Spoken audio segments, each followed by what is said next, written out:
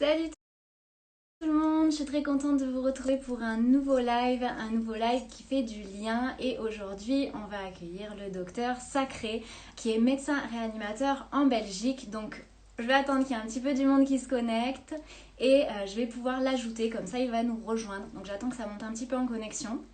J'espère que ça va au niveau de la lumière, que ça va bien se passer au niveau du son parce que la dernière fois on avait une petite problématique au niveau du son. Mais normalement, cette fois-ci, c'est bon. Alors, on va voir si le docteur Sacré est déjà là.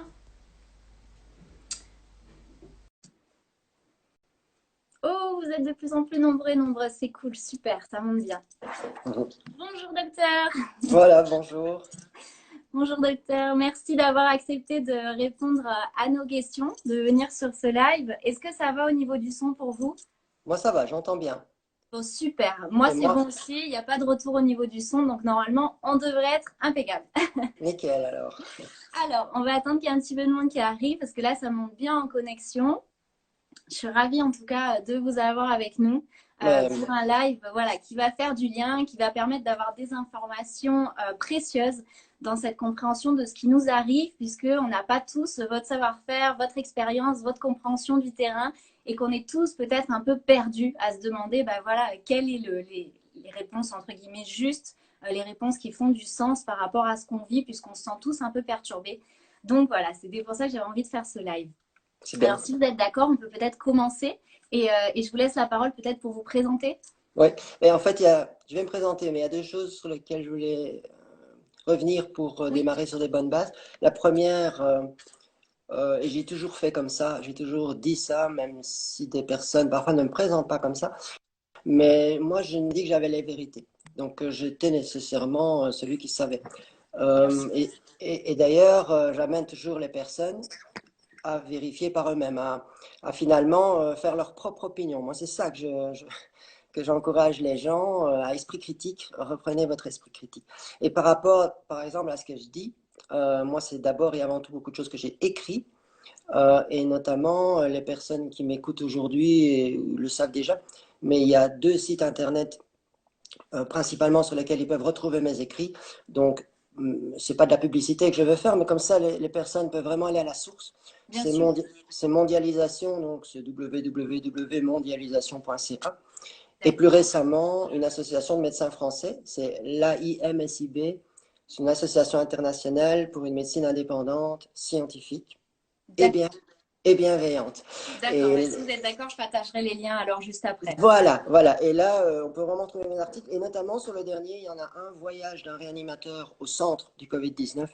Et là, j'ai vraiment fait l'effort d'expliquer pourquoi je dis ces choses-là. Il y a vraiment beaucoup de références, hein, vraiment là-dessus. D'accord, super. Donc, et encore une fois, que les gens se fassent leur propre opinion.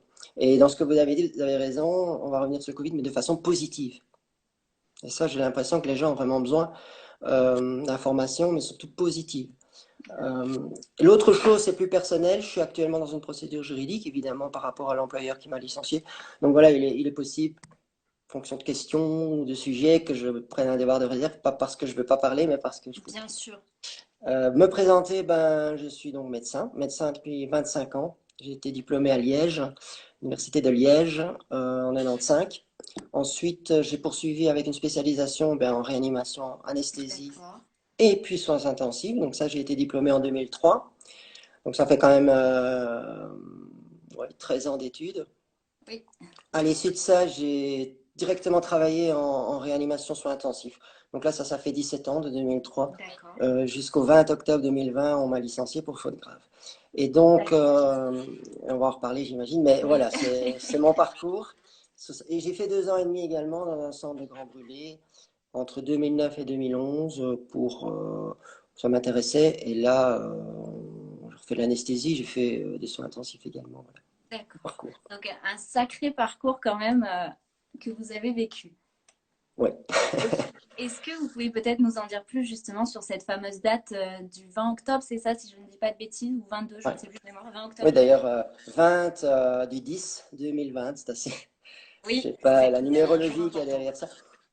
Mais oui, donc enfin, après des longues menaces, disons, de me faire comprendre qu'un médecin ne pouvait pas s'exprimer, sur des sujets, s'ils n'étaient pas en accord avec la politique, la doxa, moi j'ai dit, je dirais, gouvernementale, officielle. Et finalement, donc, dans l'hôpital, bien que je n'ai jamais, moi, dans mes écrits, on peut aller vérifier, critiquer l'hôpital ou toute personne dans l'hôpital qui m'employait. Néanmoins, ils m'ont fait comprendre que je devais arrêter. Et c'est mal me connaître parce que c'est pas comme ça qu'on peut, moi, me faire arrêter. C'est certainement pas en me menaçant. Donc, j'ai continué et ça a fini par arriver ce que personne ne pensait possible, licencier, alors que sur un plan médical, aucun reproche ne peut m'être fait, et ne m'est fait d'ailleurs, que toutes les personnes qui travaillaient avec moi n'avaient aucun reproche à me faire, qu'on m'ait licencié et en plus, comme ça, sans m'avoir prévenu avant, sans me laisser me retourner, sans autre explication que ça. J'avais un discours perturbant apparemment pour la bonne marche de cet hôpital, voire même voilà. Bien sûr, et m'avoir forcé à partir alors que faut savoir que ce jour-là, je devais travailler, j'étais de garde le lendemain, donc il y a toute une série de patients qui allait bénéficier, c'est pas prétentieux, mais je veux dire, c'est par rapport à ma compétence, bah, de mes soins et de ma présence. Et j'en suis là, donc, depuis, forcé à rester chez moi. D'accord. Et pour qu'on comprenne bien, avant ce 20 octobre, vous aviez fait des posts, et moi je les ai vus, vos posts, via les liens que vous avez cités. J'étais tombée dessus par hasard. J'avais lu vos textes, et il y a beaucoup de bienveillance, d'amour. Il n'y a pas vraiment finalement d'accusation en soi ou de propos à controverse, on va dire ça comme ça. C'est vraiment des textes humains finalement. Vous avez vraiment cette humanité qui se dégage via vos textes. Donc c'est ça qui vous était reproché finalement, de prendre C'est position. Donc c'est juste prendre position. prendre position, voilà, c'est liberté d'expression. On m'a dit il y a liberté d'expression et liberté d'expression. Je vois pas trop qui est qualifié pour dire ça. On m'a reproché, vous savez, en même temps, je savais de quoi je parlais. Il y a peut-être d'autres personnes qui s'expriment et qui le font très bien, mais auxquelles on va pouvoir reprocher, mais finalement, quelle est ta compétence? Pourquoi tu parles de ça? Comment est-ce que tu sais parler de ça? À moi, vous savez, les services de réanimation, la médecine de réanimation, je ne connais pas tout, mais enfin, après 17 ans, euh, et tout ce fonctionnement, l'utilisation d'un test et de mettre ce test au-dessus de tout le reste, alors qu'on nous apprend en médecine à mettre la clinique au-dessus de tout le reste.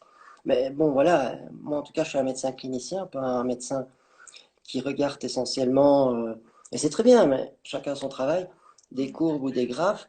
Je crois qu'à moi, ils ne savaient pas vraiment me dire, tu sais pas de quoi tu parles, tais-toi.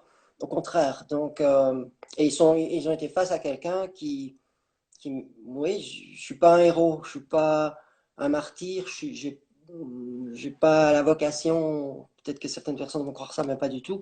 Mais par contre, oui, j'aimais des valeurs. Moi, pour moi, vous savez, un médecin, il fait serment avant tout aux patients, aux gens qu'il va traiter. C'est au-dessus de tout. Ce fameux serment d'Hippocrate, mais finalement, c'est la base pour moi du métier de médecin. Il n'y a rien au-dessus de ça. Et quand on sent, voit qu'on ne dit pas tout aux gens ou qu'on les focalise sur quelque chose de très négatif sans leur dire qu'il y a aussi quand même d'autres solutions, ben, j'ai pas pu me taire. Parce que là, c'était trahir, moi, mon serment, voilà. Et c'était supérieur, parce qu'on aurait pu me dire, on m'a dit ça, hein, c'est un temps de guerre, on doit foncer, on ne peut pas permettre, ben, voilà, on m'a dit ça. Ben, je ne partage pas cette vision-là, moi. Voilà. Parce que comment vous avez vécu justement cette année? Comment vous avez vécu peut-être votre métier? Est-ce que vous avez vu des choses que vous n'aviez peut-être jamais vues dans votre façon de pouvoir peut-être faire votre métier? À partir de la crise, vous voulez dire? Oui, peut-être à partir de mars, on va dire, c'est Oui. assez significatif pour tout le monde. Ben, il y a d'abord eu, on annonçait cette pandémie, elle venait de Chine, on commençait à en parler, mais on est quand même tombé des nues. Je l'avoue, moi et de mes collègues, on n'y croyait pas trop. Il n'y a pas un effet d'annonce comme ça. Néanmoins, on a vu vraiment des patients arriver avec des images, voilà. Je dis pas qu'il n'y a pas quelque chose, hein. Je dis juste qu'on a grossi, qu'on a créé une hystérie autour de ça, et l'hystérie, c'est jamais bon en médecine, mais nulle part en fait, hein. En particulier en médecine, en particulier en réanimation. L'hystérie, on a besoin plus de calme, mais on travaille bien alors. Donc je disais ça, mais en même temps, on voyait des patients arriver, et en même temps, on disait que ça tuait. On ne savait pas, donc ça a fait peur. Et ça, c'est assez logique. Mais très vite, je me suis rendu compte que, en même temps, ce n'était pas euh, le jugement dernier, comme on l'annonçait dans certains cercles, et qu'on avait des moyens de se protéger, même si là, par contre, dans les hôpitaux, on ne fournissait pas toujours le bon matériel et tout, enfin, on se débrouillait. Et puis, commençait à sortir finalement des solutions. Il y a le professeur Raoult en France, tout de suite diabolisé, euh, et dans les autres pays, et ça, moi, ça m'intéressait. Et donc, je me suis très vite, malgré moi, mis en porte-à-faux avec une espèce, vous savez, c'était une espèce de train fou lancé à toute vitesse. Et, et moi, j'ai dit, eh oh, je descends du train parce que j'ai envie de comprendre d'abord. Et à ce moment-là, j'ai vu qu'il y avait plein de choses à faire. Ce n'était pas la catastrophe qu'on annonçait. Mais ce qui m'a marqué, c'est que c'est comme s'il n'y avait plus eu que ça. Mm. C'est comme si tout le reste avait disparu. Et d'ailleurs, d'autres médecins le disent, où étaient passés les cancers, où étaient passés les infarctus, parce qu'on ne voyait plus que Covid, on ne voyait plus que ce mot à la bouche. C'était vraiment... Et ça, je sais aussi en médecine, ailleurs aussi, quand on met le projecteur sur quelque chose, on ne voit plus que ça. C'est un peu paradoxal, mais c'est vrai. Si on cherche quelque chose, on va le trouver, hein, C'est comme si finalement le narratif peut-être gouvernemental empiétait sur vos savoir-faire et vos expériences au sein de l'hôpital. Exactement. C'est-à-dire c'était tellement martelant et hypnotisant. En plus, enfin, vous avez pour le coup un savoir-faire aussi en hypnose, donc c'était comme finalement une hypnose de tout le monde, même peut-être même auprès des médecins, des soignants qui avaient Exact. ce narratif en tête et qui du coup peut-être impactaient sur le terrain leur façon de voir les choses. Tout à fait. C'était l'autre chose, vous avez raison, avec cette espèce de tout le reste disparaît. Les autres pneumonies, en fait, on reviendra là-dessus, mais le problème du Covid, c'est de l'avoir dramatisé, je pense. Ça, c'est une chose, mais également, faut savoir que quand une personne est étiquetée Covid, ça va engendrer toute une série de contraintes pour la prise en charge de ce patient, notamment au niveau de l'habillage des soignants. Parce qu'un soignant va devoir se protéger, mais euh, pas seulement mettre un masque, c'est vraiment tout un ensemble. Ça prend quelques minutes, mais vous multipliez ça plusieurs fois par jour par le nombre de patients. Pour entrer et pour sortir, c'est énorme. Donc, si en plus on se rend compte on fait ce diagnostic trop librement, bah, probablement qu'il y a une surcharge de travail qui est inutile, qui n'est pas vraiment, qui n'est pas vraiment justifiée. Ça, ça a du sens donc de revenir là-dessus. Mais vous avez raison, l'autre élément qui m'a frappé, c'est de voir combien certains journalistes, ils ne sont pas médecins quand même, des politiques se mêlaient de médecine. Et j'y vais même si je ne me ferai pas d'amis parmi eux, euh, mais sans les insulter, chacun son métier. Je dirais moi vraiment, chacun son métier. Je ne suis pas Ah virologue, oui, oui. mais en même temps, les virologues ne sont pas les médecins vraiment les plus prescripteurs de terrain. Pour moi, c'est les médecins généralistes. Et dans les hôpitaux, bah, c'est justement nous, les réanimateurs. On fait encore une médecine générale, mais à l'hôpital, les urgentistes, ou alors certains internistes.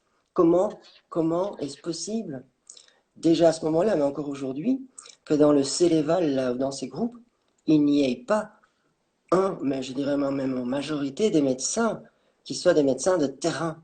D'ailleurs, il dirait sûrement, j'ai pas le temps de venir à votre réunion parce que je m'occupe de patients, et tant pis, on s'organiserait.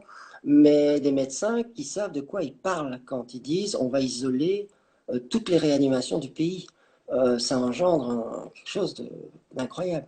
On va masquer euh, toute la population. C'est ne pas prendre en compte même si certains avancent des bénéfices déjà discutables, mais ok. Mais par contre, je ne vois jamais parler des inconvénients de faire ça. Hein, quand je vois des masques qui traînent à terre dans les trottoirs, j'ai observé comment les gens portaient leurs masques et on ne peut pas les en vouloir. Vous savez, moi je vois des médecins, parfois, comme ils portent leur masque, parfois. Donc ça veut dire que c'est pas la banalité comme certains journalistes ou comme certains médecins ou certains cercles présentent de porter un masque. Et en même temps, mais en même temps, pour que ça ait du sens, il faut que ce soit bien fait. C'est pas fait, bien fait par la plupart des gens, c'est pas de leur faute. Enfin bref, je voulais dire que quand j'ai vu que plein de gens se mêlaient de médecine, et en plus de soins intensifs, et que par contre, les gens vraiment, comme moi, mais il n'y a pas que moi, hein, en France, on les écoutait pas, Ouais. on leur donnait pas la parole. Je me suis dit, mais on est où ici? On est dans quel monde? Alors, si les vraies personnes qualifiées pour conseiller les gens, pour leur donner des bons conseils, branchés sur la réalité, pas sur un fantasme d'hygiène idéal comme ça.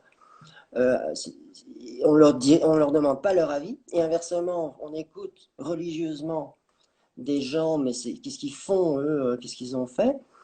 Ils travaillent en plus avec des firmes pharmaceutiques, ils ont des conflits d'intérêts. Moi, je dis, c'est pas possible. On est dans quel monde? Il faut le dire aux gens. Oui, enfin, je ne sais pas comment ça se passe vraiment en Belgique pour vous là-bas, mais nous, en tout cas ici en France, c'est vrai que tout le monde est un peu diabolisé dès qu'il va dans le sens contraire de la pensée unique. On va dire pensée unique parce que c'est la pensée du gouvernement ou alors du conseil scientifique. Mais aujourd'hui, on sait que le conseil scientifique est plus ou moins vendu au niveau de tout le Mais but qui est établi. Donc oh oui, aujourd'hui, on voit qu'on diabolise les médecins de terrain et qu'on n'écoute plus que les personnes sur les plateaux télé ou pour qui voir sont la au presse, gouvernement. comment est-ce qu'ils. Alors moi, je ne connais pas Didier Raoult, connu en France, on finit par être connaître. Je ne vais pas dire que tout dans ce personnage me plaît, mais on ne peut pas nier que c'est un des plus grands experts au monde. Point. C'est tout. Un des plus grands experts au monde, et avant ça, reconnu. Tout le monde ne l'aime pas, mais personne enfin, n'est aimé de tout le monde, hein, je crois. Mais lui enlever ça, c'est une des choses qui m'a mis la puce à l'oreille d'ailleurs, parce que pourquoi? Rien que parce que lui, il dit qu'il y a un traitement qui évidemment enlèverait tout le crédit à des mesures extrêmes que le gouvernement, eux, propose, confiner, mettre des masques à tout le monde.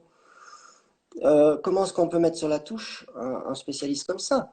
Et en sachant que des gens comme le docteur Perron, le docteur Toussaint, le docteur Toubiana, qui sont quand même des références, viennent l'appuyer après.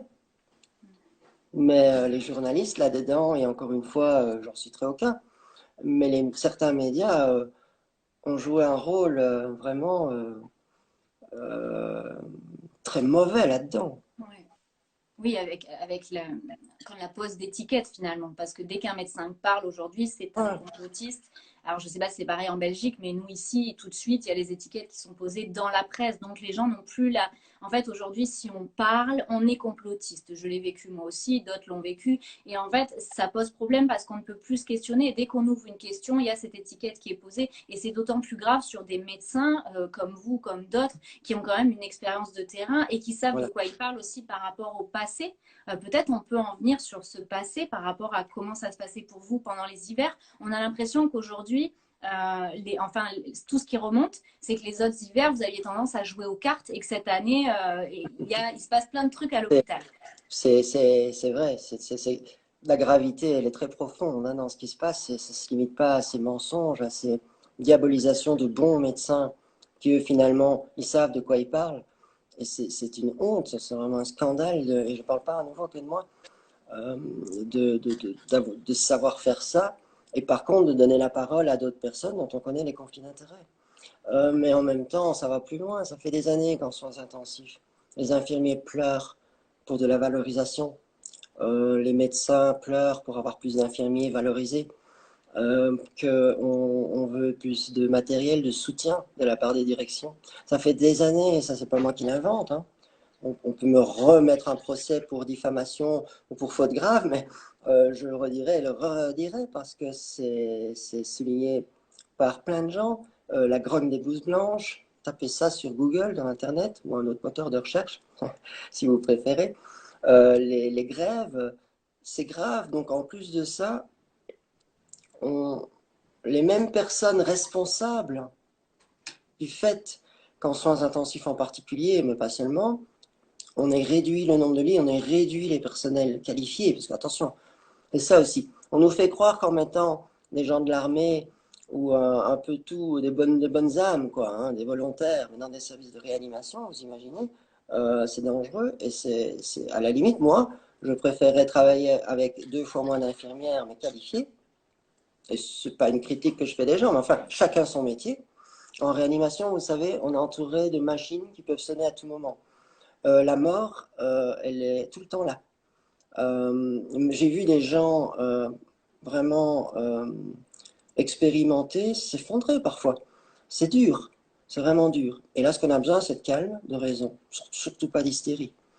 Et donc, quand on dit qu'on va mettre n'importe qui dans une réa, c'est 2 mains, 2 bras, peut-être. Et je ne dis pas que c'est pas rien, mais croire que ça va compenser le manque d'infirmiers qualifiés, de docteurs qualifiés, c'est gravissime. Ça va faire pire que mieux, parce que je vous assure que c'est un métier, comme être pneumologue ou cardiologue, hein, mais enfin, la réanimation, là, c'est en une seconde, voilà, quelqu'un peut mourir, hein. Donc, il y a effectivement un scandale quand on voit que les responsables de cette situation, ils nous disent, qu'est-ce qu'ils nous disent? Que,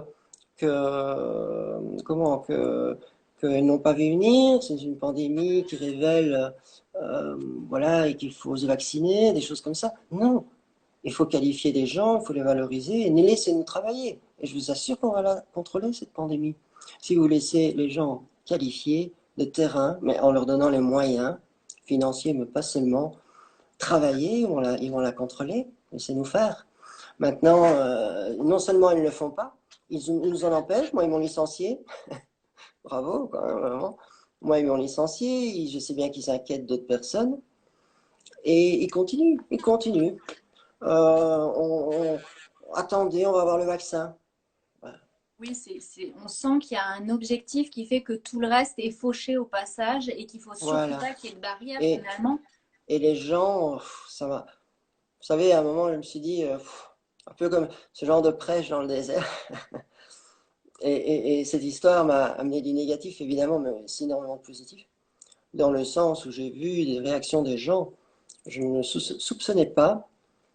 Et là, j'ai vu enfin, heureusement, les gens, eux, ils ont compris. En tout cas, ils comprennent de plus en plus. Ils sont un peu perdus, comme vous l'avez vu au début, ça c'est vrai. D'où l'intérêt de cette émission, on va dire, on va parler hein, aussi de solutions là où on est. Mais ça, et heureusement, parce que autant il y a des gens terrorisés, je, pour, je tiens vraiment ces gouvernements responsables de choses très graves, mais bon, en attendant, ils le font. Et du coup, il y a des gens, par la peur, qui n'osent plus bouger. Mais heureusement, il y a aussi énormément de gens que ça a fini par réveiller parce que c'est tellement gros, euh, effectivement, ce qui se passe. Oui, il y a une ouverture d'esprit qui se fait Oui, et les gens sont aussi. plus alertes et s'informent par eux-mêmes. Donc Voilà. forcément, Et ils elle vient des différencient un gens. petit peu leur pouvoir au fur et à mesure. J'ai compris que vous n'étiez pas belge, donc. Non, Mais en Belgique, vous savez, ça va jusqu'à, je ne sais pas si ça plaît à certains, mais on a vu ces virologues nous dire comment recevoir des gens à la maison. oui, Nous on a eu vent expliquer de ça. qu'on pouvait donc faire preuve d'impolitesse en n'aidant pas la personne qui nous reçoit à débarrasser. Enfin, et je sais que des gens, plein de gens ont dit, mais enfin, où on est, quoi? Où est-ce qu'on en est arrivé? Pourtant, cette personne est invitée sur un plateau télé. Oui, Elle est interviewée très sérieusement par une présentatrice TV. Et on nous présente ça comme si c'était normal. ouais, tout à fait. L'infantilisation Oui. des gens, c'est pire que tout. Moi, je suis pour Mhm. la responsabilisation des gens, pas la culpabilisation. Non. On fait tout ce qu'on peut, là où on est, et avec les moyens qu'on a. Mais en même temps, il faut responsabiliser. Je crois que ça, c'est vrai. Mais tout adulte, parent, hein, qui déjà explique ça à ses enfants, il sait comment recevoir quelqu'un. Il sait s'il est un peu grippé, ce qu'il doit faire. Merci, monsieur. Je ne vais pas le citer, de nous expliquer ces choses-là, mais on sait ce qu'il faut faire. Merci. Oui, Voilà. tout à fait. Et cette responsabilité, c'est vrai, vous le soulignez, nous, on l'entend aussi en France, dans le sens où on a beaucoup de culpabilité de la part des gouvernements ou des médias en nous disant que nous sommes finalement responsables de cette épidémie, de cette pandémie. Nous sommes responsables de sa circulation qui va vite ou qui va pas vite, ou qui va moyen ou qui va pas moyen, ou Ouais, qui va très lentement. c'est pas vrai. Et au final, on voit que cette responsabilité, on la prend à charge sur nous et maintenant on la prend à charge sur nos enfants puisque Voilà. petit à petit, l'âge descend, 6 ans, 2 ans, alors que de par toutes les études qui sont, semble-t-il, disponibles quand même à travers le monde, les enfants ne sont pas présentement dans les études pour montrer qu'ils sont vecteurs ou en tout cas qu'ils sont très contaminants. Et par rapport justement à ce que vous disiez sur la responsabilité, aujourd'hui, on peut peut-être aussi aborder la question des tests PCR. Je sais que vous l'avez déjà abordé dans une vidéo, mais je pense peut-être c'est un point aujourd'hui important à comprendre parce qu'on ne le comprend pas. Et aujourd'hui, on nous met à charge de faire ces tests. Donc moi, je vois des queues interminables devant les laboratoires. J'ai des amis médecins qui sont plus capables de recevoir leurs résultats à temps pour leurs patients parce que les labos sont surchargés de tests PCR. Finalement, qu'est-ce que cet outil qu'on nous présente, qu'on nous impose de par la force, de par l'amende, etc. Enfin, il y a plein de choses qui se mettent en place par rapport à ce test. Et finalement, qu'est-ce que c'est que ce test en fait? Pourquoi ce test et qu'est-ce que c'est que ce test? Donc, c'est un test diagnostic. Vous savez, je vais faire une comparaison avec un autre test qui parle plus aux gens, un électrocardiogramme. Euh, mais on est dans une situation avec cette fameuse PCR qui est un test diagnostic pour une infection virale. Euh, on est un peu dans une situation comme si on faisait un ECG à tout le monde. Et on ne sait jamais si on trouve quelque chose, quoi. C'est de la folie. C'est de la folie sanitaire, ça. Euh, pour revenir à cette infection virale, c'est vrai. Alors, ensuite, cet test PCR, il faut savoir que ça vient surtout d'un autre monde que la médecine. On l'a importé en médecine et je ne dis pas qu'il n'est pas utile, mais il a ses limites. Il a ses limites qui sont souvent liées à sa trop grande sensibilité si on ne prend pas garde à ça. Mais je vais vous dire, parfois des gens me disent pourquoi tu parles de la PCR, c'est pas ton domaine, ça m'énerve toujours ça. C'est comme si on disait à un pneumologue qui peut pas parler du cœur ou un néphrologue qui peut pas parler des poumons. Ça, c'est vraiment quelque chose de profondément énervant. Et en plus, en l'occurrence, moi, je suis réanimateur, donc je touche à tout. C'est vraiment le médecin généraliste de l'hôpital, le réanimateur. Et enfin, je peux lire, je peux me renseigner. Donc voilà, de toute façon. Mais effectivement, en lisant énormément sur ce test, j'en ai compris les limites. Et une de ces limites, c'est que, d'une part, vous savez, le seul examen vraiment euh, euh, idéal, qui serait vraiment fiable, c'est de mettre en culture le virus. Quelqu'un présente un tableau compatible déjà, hein, donc faire une PCR à tout le monde qui n'est pas malade est déjà une aberration, mais ok, on a un tableau compatible ou une personne qui a été en contact avec une personne qui avait ce tableau compatible, ok. Maintenant, c'est l'idéal, ce serait de faire ce prélèvement et de mettre en culture. Seulement, c'est vrai, c'est très difficile de mettre en culture un virus, mais c'est déjà une nuance super importante de dire aux gens, on va un peu contourner cette difficulté en faisant un test qui ne va pas mettre en culture le virus, qui va simplement mettre en évidence au départ d'amorces qui ont été fournies par l'OMS aux différents pays, censés correspondre à ce fameux SARS-CoV-2, qui est ce virus coronavirus qu'on dit responsable du Covid. Mais on peut faire ça avec la grippe, hein. Mais il faut des amorces spécifiques. On les a eues. Néanmoins, voilà, on va mettre en évidence des séquences de gènes. Et pour que le test PCR reste fiable, il faut au moins tester sur 3 séquences de gènes. Et il faut savoir que dans certains laboratoires, ils ne le font plus que sur une, ce qui est déjà un problème. Donc c'est aussi le manque de transparence. Manque de transparence là-dessus, moi ça me pose problème. Quand on n'a rien à cacher, on dit les choses. Point. On ne le dit pas. Ensuite, on a donc, ok, on les a trouvés, mais ensuite ce qui va être déterminant, c'est le seuil d'amplification auquel on va dire, effectivement, ça correspond bien à quelque chose de infectieux, contagieux. Et là aussi, on ne dit rien sur ce fameux seuil de sensibilité. On sait dans la plupart des laboratoires qu'il est poussé jusqu'à 30, 40, 50, c'est aberrant, ça ne sert à rien.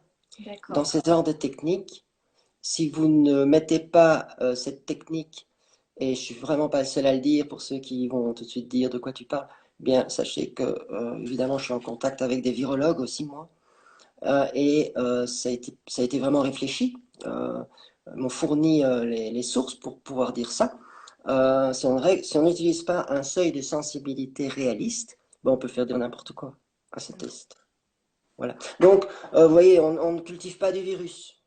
On se fie à des séquences géniques de ce virus, donc il faut déjà faire confiance. Et enfin, on va utiliser un seuil de sensibilité qu'on ne fournit pas, mais qui est déterminant pourtant pour vraiment faire quelque chose de ce test, parce que sinon, ben, on ne sait rien en faire, on revient malade alors, hein. On revient à la raison, on revient au bon sens. Et par rapport donc à cette méthodologie, par rapport au test en lui-même, sur par exemple les enfants, on sait que sur les adultes, déjà, ça peut être traumatisant de faire ce test. Et sur les enfants, comment ça se passe en fait finalement? Est-ce que c'est normal, médicalement parlant, d'en arriver à faire ça à des petits bouts de chou, voire Non, même très petits? Il y a des vidéos qui tournent sur des nouveau-nés, ouais. des bébés qui ont 1 an. Que ce soit sur les masques d'ailleurs et tout. Il y a une tendance, et encore une fois, c'est là-bas, vous allez retrouver des gens qui ne savent pas de quoi ils parlent.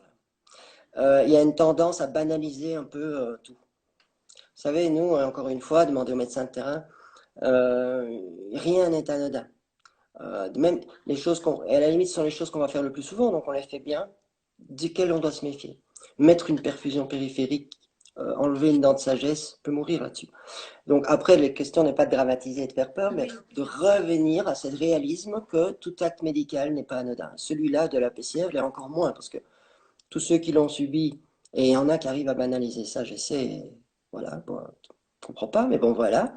Euh, c'est pas anodin, c'est pas rien de porter un masque. Il faut arrêter de dire ça. Je ne dis pas qu'après, en tout cas, il faut pouvoir en parler, il faut pouvoir discuter du pour et du contre, du bénéfice et du risque. Et la PCR, c'est quand même aller avec un coton-tige dans une zone très fragile.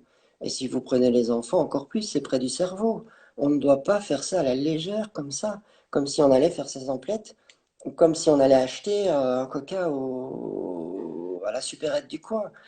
C'est vraiment un geste qui doit être pensé et qui doit partir des médecins de terrain, des généralistes, pas des virologues.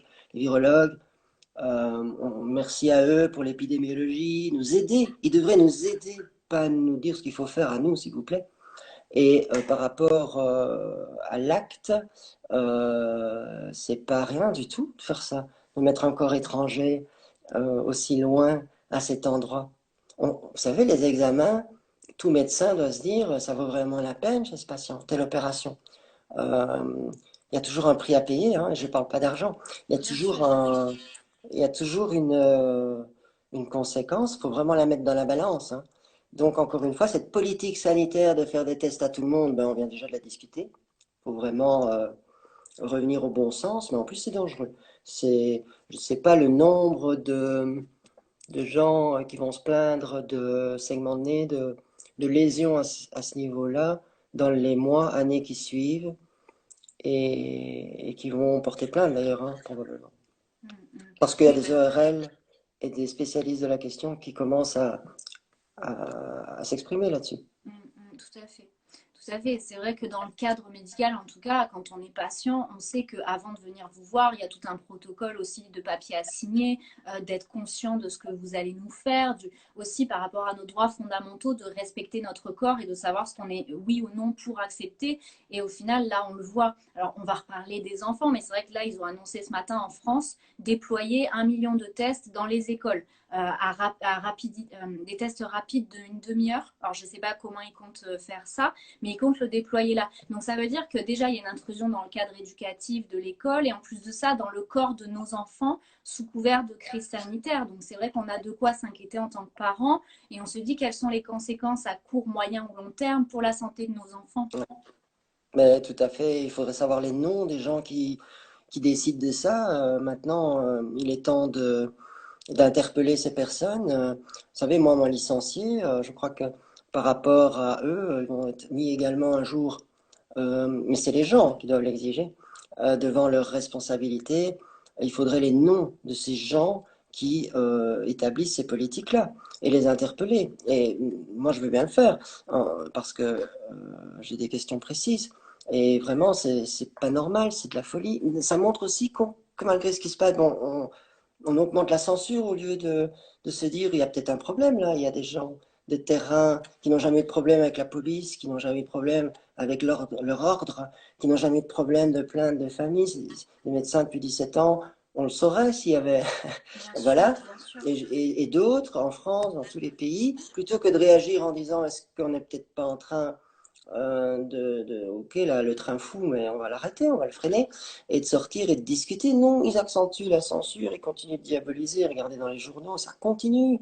Et ils continuent à faire cette politique folle, où là, c'est les parents qui ne veulent pas, mais qu'est-ce qu'ils cherchent, hein. Qu'est-ce qu'ils veulent faire, mais il faut les noms, faut les mettre de... Ok, faites ça, mais attention, parce que vous aurez des comptes à rendre. Oui, bien sûr. Faut savoir qui décide de faire ça. Quels sont les noms, les politiques, les responsables cachés derrière le nom d'une association officielle ou quoi. Il faut les connaître parce que sinon c'est pas normal, ça va pas. Mais oui, c'est aberrant, c'est de la folie par rapport notamment à tout ce que j'ai dit. Les enfants, s'il vous plaît, foutez-leur la paix. Foutez-leur la paix aux enfants. Ils sont déjà impactés. Ils n'ont rien fait, hein, ils n'ont rien fait de mal. Ils sont déjà impactés horriblement par ces décisions. Vous savez, un enfant, enfin souvenez-vous, on l'a tous été, un ado, sa vie c'est quoi? C'est créer des relations sociales aujourd'hui. Et on dit tout le mal, excusez-moi, mais enfin, quand c'est que ça, du virtuel, etc. Les vraies relations sociales, c'est rencontrer ses potes, c'est créer du lien. Et qu'est-ce qu'on leur dit? C'est non les gars. Et en plus, on les rend coupables de ça. Attends, il faut arrêter, s'il vous plaît, de ça. Et au contraire, c'est eux qui vont nous rendre immunisés contre ce virus. C'est eux qui vont nous apporter des solutions après, quand nous, on sera hospitalisés, hein, ou quand on sera trop vieux pour faire quelque chose. C'est vraiment pas bien ce qu'on fait. Enfin, ce qu'ils font. Et, est-ce que vous voulez qu'on prenne quelques questions peut-être et après on vous libère comme ça au moins? Parce que là, ça va faire 3 quarts d'heure. Ah ouais. Oui, Ouais, en tout cas, j'aimerais bien au moins terminer en parlant de solutions. bien sûr. Bah oui, oui, oui, oui, oui, c'est vrai. On devait. Oui, tout à fait.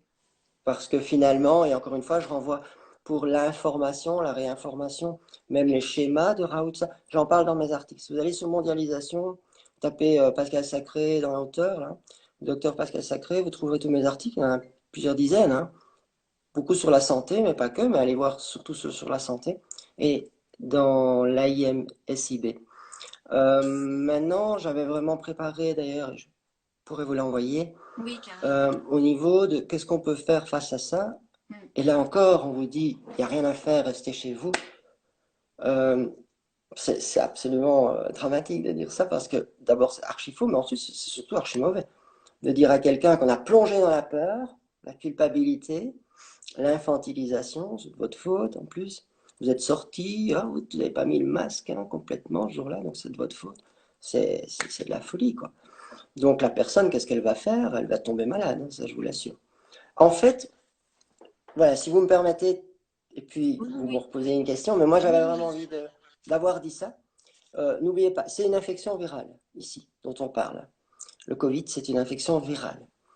Les gens ont tendance à oublier que une grippe, en général, on ne prend pas de médicaments. Et c'est une infection virale aussi. Donc, même, je vais nuancer ça, mais au départ, on a, sinon l'humanité aurait disparu depuis longtemps, face au virus, un formidable système là, à l'intérieur de nous qui s'appelle le système immunitaire. Et souvent, on attend que ça passe une infection virale. En fait, c'est notre système immunitaire qui se bat et il surmonte ça et on n'en parle plus. Euh, donc, on a ce système immunitaire. Alors, j'entends parler les gens, les anticorps.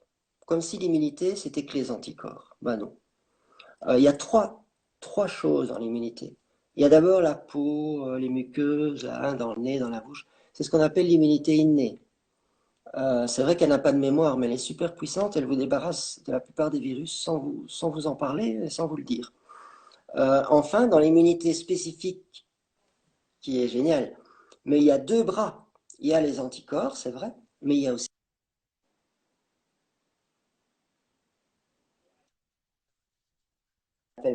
J'ai bypassé. Et aujourd'hui, plusieurs auteurs scientifiques disent que justement dans le Covid, apparemment, face à ce fameux SARS-CoV-2, parmi les trois immunités qu'on a à notre disposition, celles qui sont le plus à l'avant, qui vont nous défendre le mieux, c'est l'inné et la spécifique cellulaire, pas les anticorps. Vous voyez tout le drame en plus, puisqu'on dose les anticorps Mm. pour essayer de savoir si on l'a fait, si on est immunisé. Bah, c'est probablement pas très utile. C'est vraiment l'immunité cellulaire, donc les lymphocytes, et l'immunité innée, ça c'est vraiment les globules blancs, les macrophages. Euh, Ceci étant dit, qu'est-ce qu'il faut éviter? Il y a trois axes. Il y a des choses à éviter. Il y a des choses que vous pouvez prendre pour prévenir. Bon, pas attendre d'être malade. Mais en plus en hiver, il n'y aura pas que le coronavirus, hein. Rhinovirus, adénovirus, c'est leur saison. Et enfin guérir. Alors éviter. c'est vrai qu'il vaut mieux éviter les anti-inflammatoires et le paracétamol. Je vais vous expliquer pourquoi. D'une part, pour trois raisons. Un, il y a une interaction de ces molécules avec le virus. Ça aide un peu le virus. Enfin, ça va déprimer l'inflammation anti-inflammatoire. Or, c'est votre allié immunitaire contre l'infection virale, justement. D'accord, on n'est pas bien, mais ça va passer. Et enfin, et surtout, ça empêche la température. On n'aime pas être fiévreux, on a mal, mais qu'est-ce qu'il faut faire souvent? Quand on ressent de la fièvre, on n'est pas bien, myalgique, eh ben, on la laisse monter.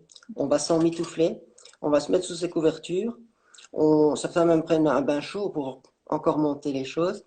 Et le lendemain, on a une défervescence, on a transpiré d'ailleurs. Tous nos vêtements sont mouillés, mais on a gagné. La température, en fait, ça tue les virus, ils sont souvent thermosensibles, et surtout ça dope les globules blancs. Donc en prenant un paracétamol, bon d'accord, pour avoir un peu moins mal, vous avez pas fait du bien à vos globules blancs, et vous avez enlevé la fièvre, qui est pourtant votre seul allié. Bon, après, faut pas chauffer jusqu'à 41 chez les enfants en dessous de 6 mois. Ils peuvent convulser, donc c'est encore différent. Mais voilà, c'est du bon sens, hein. C'est pas de la grande médecine, hein, que je dis. Alors, évitez de rester chez soi confiné. Voilà. Désolé si je vais à l'encontre de la doxa, mais vraiment, il faut bouger. Alors, bouger, c'est aller dans son jardin, marcher. Et enfin, et ça c'est personnel, mais couper la télé. C'est anxiogène, ça empêche de bouger, ça désinforme. Alors, allons sur la prévention maintenant. Vous n'avez pas envie de tomber malade et de toute façon en hiver, un Belge, il doit prendre de la vitamine D3. Voilà. Il doit prendre de la vitamine C. Je ne vous donne pas les posologies, ça peut se trouver par après. Du zinc, du sélénium. Et je ne suis pas exhaustif, hein. Je suis sûr qu'il y en a qui vont dire il faut aussi prendre ça, ça, ça. Très, très bien, mais déjà ça c'est bien. Alors dans les plantes, il y a le sureau. Le sureau noir, s'il n'y a qu'une plante, j'ai lu déjà, à prendre en hiver, c'est celle-là. Ça va contribuer aussi à vraiment chasser le virus. Maintenant, vous êtes atteint. Perte d'odorat, vous pensez que c'est ça. Ben, la consigne la plus importante, c'est plus tôt vous agissez, mieux c'est. Je vais vous montrer une image, je ne sais pas si elle apparaît. Oui. Voyez la boule de neige? Ok. Eh bien, quand vous voulez arrêter une boule de neige, plus tôt vous allez l'arrêter, ben, plus ça va être efficace.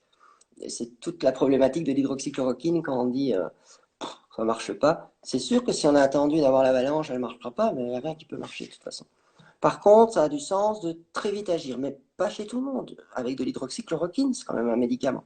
Mais là, et c'est là le rôle du médecin traitant quand même, ou en tout cas d'avoir un médecin impliqué, mais ça va être les mêmes conseils de bon sens, laisser monter la fièvre, prendre les compléments alimentaires. Puis il y a d'autres médicaments que je publierai sur un site que je suis en train de construire, où notamment tous Super. ces renseignements seront donnés. Et enfin, il y a cette fameuse combinaison dont tout le monde a entendu parler, mais elle a du sens. C'est juste que ça doit être sous supervision médicale parce que c'est pas des bonbons et il y a quand même un risque, donc faut le vérifier. C'est de prendre sous prescription médicale hydroxychloroquine associée à un antibiotique. Alors on pourrait me dire pourquoi un antibiotique? Puisque c'est une infection virale, ça a du sens parce que certaines personnes fragiles, affaiblies par l'infection virale d'abord, vont se surinfecter très facilement aux bactéries, ce qui va vraiment rien arranger. D'ailleurs, je pense qu'en réanimation, les gens, même admis pour Covid, vont vraiment évoluer vers la gravité à la faveur d'une surinfection bactérienne. Et d'ailleurs, on leur donne très vite des antibiotiques. Donc, l'azithromycine, c'est un antibiotique de ville. Mais néanmoins, il faut faire attention. Il faut qu'un médecin il fait un électrocardiogramme, vérifier quelques petites choses. Et il y a des protocoles. Il n'y a pas que Raoult. Beaucoup disent aussi, ouais, la Sécu, c'est Raoult. Pas du tout. Il y a des professeurs d'université aux États-Unis qui défendent l'hydroxychloroquine. Oui. Je connais des médecins généralistes qui défendent l'hydroxychloroquine. Et encore une fois, ce sont des gens qui ont soigné les patients. Ils parlent pas de ça théoriquement, eux, comme les journalistes. Ils parlent pas de ça dans le vide. Ils ont vraiment sauvé des gens avec ce traitement. Voilà. Et enfin, pour conclure, je suis pas trop long. Non, c'est parfait, c'est génial, merci beaucoup. Non, Euh, vraiment, continue. une, une chose vraiment super importante, et là je vais même aller sur l'essentiel, pour vous montrer que Parce que certains vont me dire, ouais, mais mon médecin traitant, il est fermé à tout ça. Ok, c'est dommage, mais en même temps, je vais dire insister. Et je crois que ces choses-là vont bouger. Mais de toute façon, je vais vous dire, votre système immunitaire, c'est vraiment votre allié aujourd'hui. Enfin, il a toujours été, mais aujourd'hui, on n'en parle pas et on l'affaiblit. Alors, je vais vous dire par quoi on l'affaiblit. La peur. Et on nous traite, nous, de rassuristes. J'ai jamais compris en quoi rassurer les gens était mauvais, hein. Comment est-ce que ça peut être mauvais de rassurer les gens ou, euh, ou être mal? Mais en plus, c'est même pas ça qu'on fait. Oui, on rassure, mais c'est rationnel, Oui, c'est c'est de c'est ramener la raison. réaliste, c'est réaliste.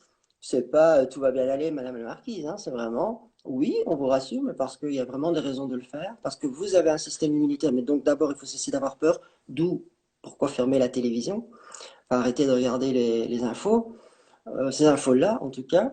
Le stress, et surtout, surtout, surtout, il y a des études scientifiques, Pavlov, Laborie, qui vous expliquent que quand vous êtes plongé dans la peur, si on associe à ça l'inhibition de l'action, et c'est ce qu'ils font, ayez bien peur et restez chez vous.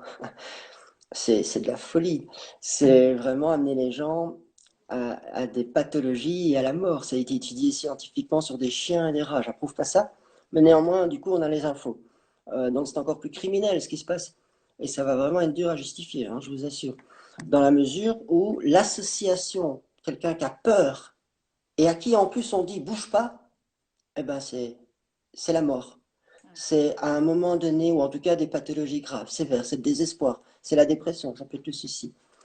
On a vu des chiens s'asseoir et ne plus s'alimenter. Ils arrêtent de vivre dans les conditions où ils reçoivent des décharges électriques et qu'en plus on leur permet même pas de changer de place ou de sortir. Et à un moment, on peut même ouvrir la cage, ils sortent plus, ils meurent, c'est fini. Donc, alors il y a la mauvaise alimentation, le déficit du sommeil, la sédentarité. Vos amis, c'est quoi? Ben, c'est l'inverse, c'est l'activité physique. Donc même si on vous dit que vous ne pouvez pas vous déplacer, ben, sortez quand même, sans masque, avec du bon sens. Si vous n'êtes pas bien, là au contraire, vous restez dans votre lit avec vos couvertures et vous attendez que ça passe, bien sûr. Mais dans le cas contraire, sortez, respirez. Alors l'activité physique, bah, tout le monde fait ce qu'il veut, mais c'est pas de la performance, c'est de la régularité. Si vous allez marcher 30 minutes par jour, c'est génial. Vous allez doper votre système immunitaire. Il y a des études qui le montrent. Je vous les enverrai si vous voulez. Elles seront sur mon site. S'alimenter, ben oui, il y a beaucoup de personnes qui s'expriment là-dessus. Se reposer. Et enfin, pour terminer, et c'est ça aussi que j'essaye de transmettre, utiliser des techniques de gestion du stress qui vont calmer votre esprit parce que si vous ne faites rien, même si vous avez l'impression d'être immunisé, d'être calme, non. On est atteint par ça. Ne serait-ce que par un proche dont on dit qu'il a le Covid, qu'il est hospitalisé, ça vous fait douter. Il y a plein de choses qui vont vous arriver. Donc vous avez tout intérêt en dehors de marcher, c'est déjà bien, de vous asseoir et de vous dire je médite. Faites de la méditation, ça va faire du bien à votre cerveau et à votre système immunitaire. Moi, je connais l'hypnose, donc je fais de l'auto-hypnose. Et je sais que d'autres personnes, dont certaines qui écoutent, l'ont appris avec moi. Donc faites-le, la cohérence cardiaque, technique de respiration très facile. C'est 3 fois 5 minutes par jour et ça sauve des vies. La sophrologie, le yoga, là, j'ai envie de dire, tous ceux qui ont leur truc, ben, pas, faites-le. Mais vraiment, là, ça devient vital. Donc, vous avez toutes les choses qu'on peut faire, en fait. Ouais, c'est Et que, formidable d'entendre et ça. que le gouvernement, mais parce qu'il n'a pas jugé bon, ou alors il a des buts cachés, il y a des gens qui disent qu'ils ont des buts cachés, moi je finis par le croire aussi. On va me traiter de complotiste, je m'en fous, dans la mesure où qui prouve le contraire, parce que tout ça c'est connu. C'est connu, hein. C'est enseigné dans les cours de psychologie. J'ai beaucoup de psychologues qui me suivent. Je me suis intéressé beaucoup à ça. Donc c'est grave, c'est connu, et eux ils font tout l'inverse de ce qu'il faut faire par rapport à ça. Donc, et il faut que moi, je vienne au risque, bah, je ne vais pas dire de ma vie, mais en tout cas au risque de ma position, de mon travail, dire ça. C'est assez terrible en même temps, de se dire qu'il y a les moyens. Hein. Ils ont confiné tous les gens au lieu de dire à tous les gens qui ont une compétence en psychothérapie d'aller aider les infirmières. Et je vous assure, j'en connais des dizaines qui m'ont écrit en disant mais où est-ce que je peux aller, comment je peux faire? Ils seraient même capables de travailler bénévolement tellement. Ouais, je pense. Ouais, Et, et c'est moi qui dois relayer ça. Enfin, c'est terrible quand même, c'est fou. Bien que c'est le cas, parce que eux, ils ne le font pas. Et voilà, au contraire. Mais C'est restez chez vous, mettez des masques, ah oui. et ils disent pas tout ça. Alors, vous avez vu tout tout ce que vous pouvez faire, Ouais. Oui, c'est ça, même vous sans avez aller donné voir un des médecin. clés qui sont essentielles. Oui. Alors, l'hydroxychloroquine, azithromycine, c'est vrai que là, c'est bien de passer par un médecin et aller le réveiller, hein, s'il est endormi, bon sang. C'est vous le patient, hein. Allez le réveiller, hein, ou mettez-le en contact avec moi, si c'est pas.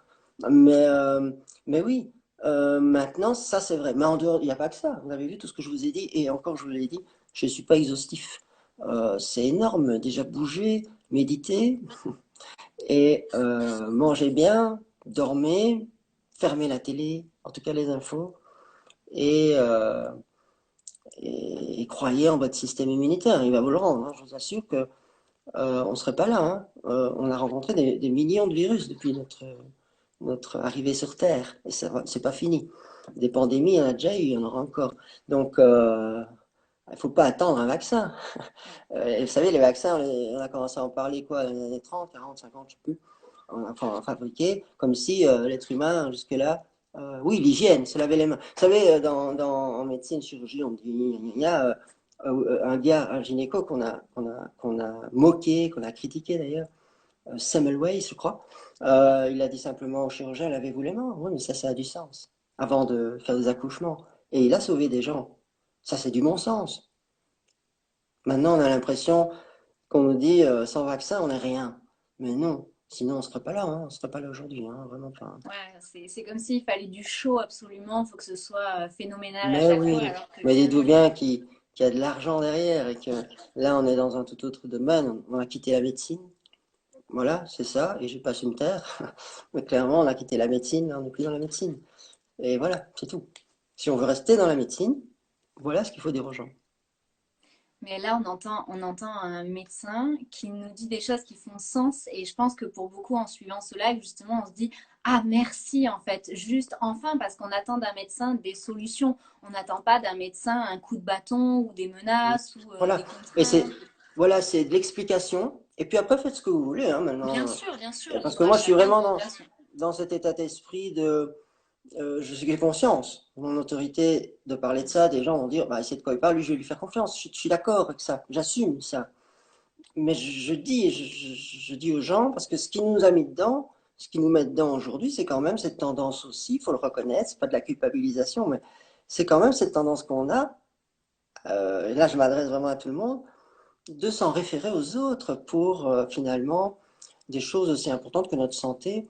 Tout le monde peut lire un livre, tout le monde peut lire une revue, parler, et finalement reprendre sa santé en main. Alors il faut des bons conseils, c'est vrai, mais Bien en sûr. même temps, c'est c'est le rôle, c'est la mission de tout le monde, hein, ça.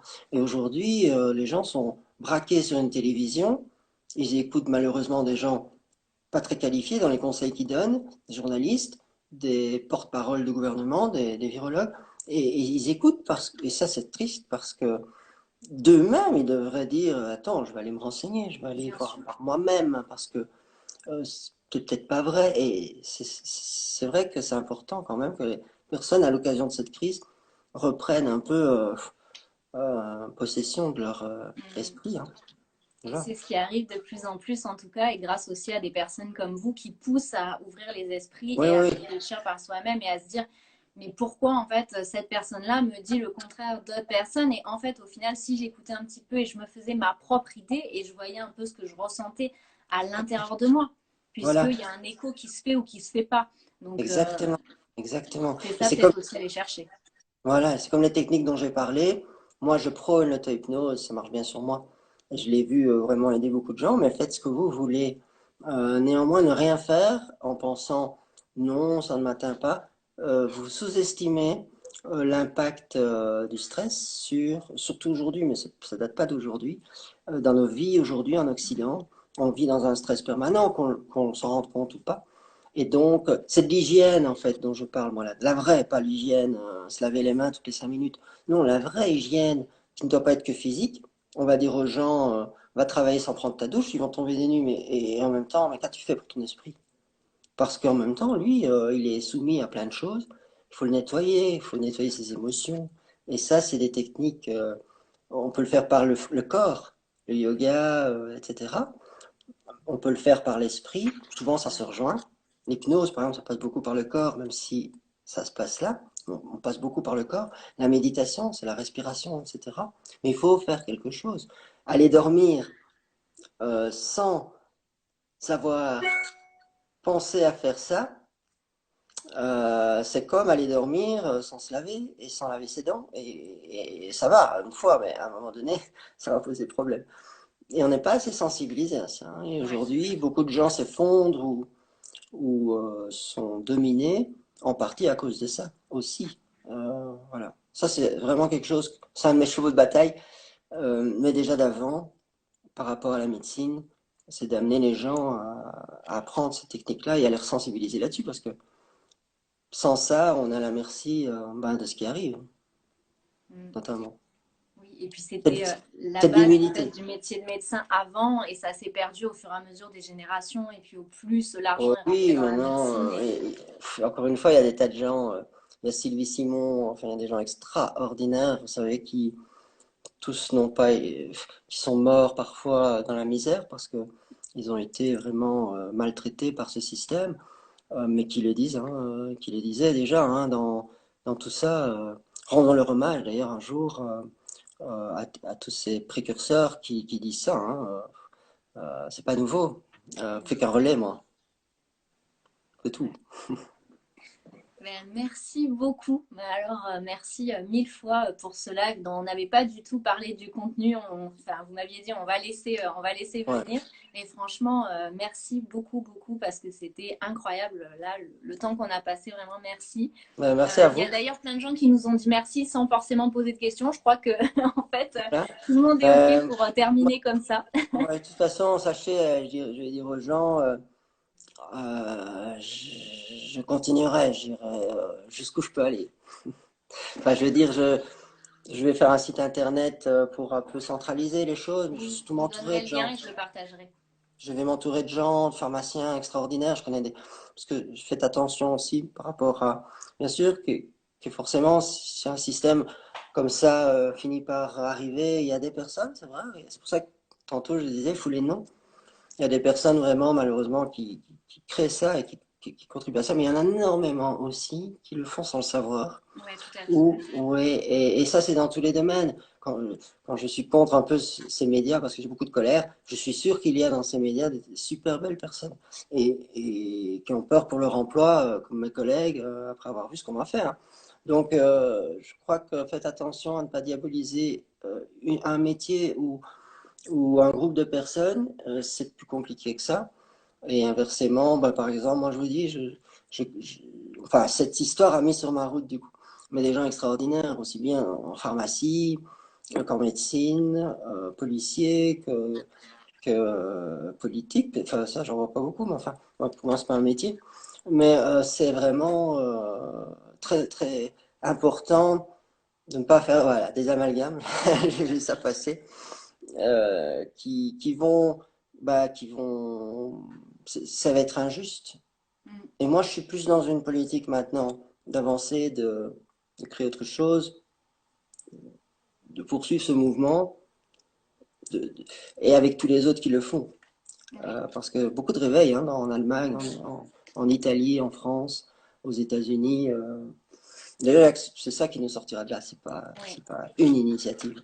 C'est ça, c'est vraiment cette union finalement qu'on est en train d'avoir les uns avec les autres parce qu'au final, peu importe les étiquettes qu'on a, on en vient à se rencontrer, même si on n'est pas forcément dans les mêmes milieux, et on en vient à trouver des frontières de paix pour essayer d'avancer ensemble parce qu'on n'a pas tous les mêmes savoir-faire, mais tout un Voilà, chacun, on peut s'apporter des choses qui permettent d'avancer unis. Donc, c'est ça voilà, qui est beau à exactement. voir dans cette année.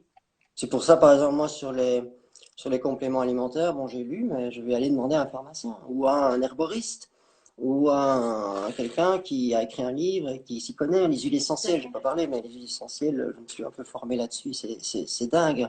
D'ailleurs, je n'ai pas parlé d'elles, mais dans le traitement des infections virales et la prévention, il y a énormément hein, de ce côté-là, et les douleurs. Et là, on a du naturel, si on prend bio, tout ça. On a du naturel, peu d'effets secondaires, mais encore une fois, contre-indication, précaution d'utilisation. C'est comme dans tout ça. Moi, je suis vraiment contre la diabolisation. Dès qu'on diabolise quelqu'un et une personne, dès qu'on diabolise quelque chose, ça va justement, moi, me dire pourquoi on a Ouais, diabolisé ça. C'est pas normal. ouais, Euh, Tout est bon. Après, on est d'accord ou pas d'accord. oui, On va réfléchir, on va prendre une partie, pas tout. Mais exactement. arrêtez de diaboliser les choses. L'homéopathie, il y a plein de gens qui diabolisent l'homéopathie, ça savent même pas ce que c'est. Mm. Et ainsi de suite. C'est vraiment, laissons parler les gens qui savent de quoi ils parlent, Exactement. et puis on fait sa propre opinion. Exactement. Voilà. Sa propre expérience. Ouais, ben oui. Et ensuite faire sa propre expérience. Et de quitter ce monde où on est jugé parce qu'on pense quelque chose, où on est catégorisé. C'est marrant parce que on nous dit, ouais, il faut pas être raciste, il faut pas être ceci, il faut pas être cela, qu'à la fin, on ne sait plus quoi dire. Hein. On ne sait plus dire Père Fouettard ou des choses comme ça. Enfin, il y a des fois, on ne sait plus. Blanche-Neige va être baptisée, je sais pas. Il y a parfois vraiment. Et de l'autre côté, dans la réalité, dans le réel, en fait, on est tout le temps jugé, étiqueté, diabolisé. Ouais. Des- Si, parce que c'est ça, c'est pas si on dit des conneries, hein. Si on dit quelque chose, d'autant plus si on sait de quoi on parle, qui va à l'encontre de ce qu'on est censé autoriser dire. Mais qui dit ça, enfin? Moi, j'ai vu dans mes messages sur Facebook parfois, n'allez pas sur ces sites, ces complotistes, fast check, là, ces trucs dont on ne sait même pas qu'il y a derrière, dit que c'est complotiste. Mais alors, ne laissez jamais personne vous dire ce que vous devez faire ou pas. Ouais. Allez-y et faites-vous vos propres opinions, par contre. Et voilà, il y a du bon dans tout, franchement. Ouais. Dans le site que je vous ai cité, si vous y allez, il y aura des sensibilités que vous n'aimerez pas, il y aura des articles que vous aimerez. C'est génial. Moi, quand j'ouvre le soir, j'aime pas tout, hein. Maintenant, le soir, c'est un journal en Belgique, pardon. Ou le Parisien, enfin, ou de vos journaux, Le Monde. J'aime pas tout, hein. Et quoi, je le diabolise pour autant? Je dis, oh, ça c'est une connerie ou quoi? Non. Qui sont-ils, ces gens, pour dire ça c'est bon, ça c'est complotiste, ça Et c'est c'est. ça. Et Justement, aujourd'hui, ça justement. touche à tous les sujets. Donc, au final, on Fouillez, n'a presque fouillez, plus de marge de manœuvre. fouillez tout ça. Voilà. C'est quoi faire, quoi manger, quoi lire, quoi acheter, Voilà. avec qui être, avec qui En traîner. prétextant toujours une sorte, oh oui, mais les gens sont influençables. Bien sûr qu'ils sont influençables, mais c'est justement pas en leur disant ce qu'il faut faire ou pas qu'on va Oui, les c'est ça. aider à récupérer leur esprit critique et leur libre arbitre. Donc, Oui, tout à voilà. fait. Mais la Tout à plupart des fait. gens s'en rendent compte maintenant, Ouais, de ça toute façon. commence à bien bouger là. En tout cas, c'est chouette. Voilà, ben merci à vous, hein, parce Merci, que docteur Sacré. Merci beaucoup pour ce merci. temps de parole et ce temps de réponse. Alors, c'est vrai qu'on n'a pas eu tant de questions que ça parce que tout le monde a bien écouté. Donc, Mais en tout enfin, cas, moi, je partagerai vos questions, pardon, vos sites juste derrière, vos informations pour bah que oui, je je vous puisse l'ai envoyé. justement les partager à tout le monde. Et en tout cas, merci pour ce live qui était vraiment passionnant, très intéressant, Voilà. très instructif et très juste. Mais merci beaucoup à vous aussi. J'ai senti aussi Merci beaucoup. la connexion et que je parlais à une belle personne. Ça marche. En tout cas, merci et je partage toutes les infos très vite. Merci à tout le monde pour ce live. Au Au revoir. revoir.